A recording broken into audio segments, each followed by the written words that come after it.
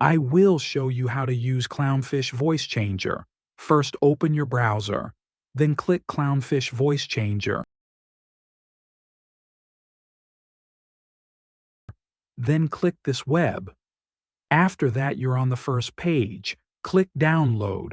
Choose the one that according to your PC specifications. I download the 64-bit one. Then save the installation folder after the download is complete.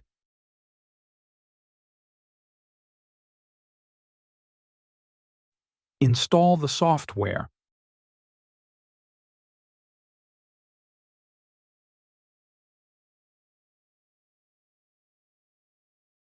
If the Clownfish application is already available, it will appear on the right. Click the Set Voice Changer section. Then you can set the effects you want to use as you want.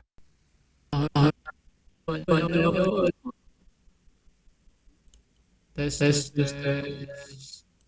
If you want to reset, click Clear Effect. Congratulations! You have successfully used the Clownfish Voice Changer software.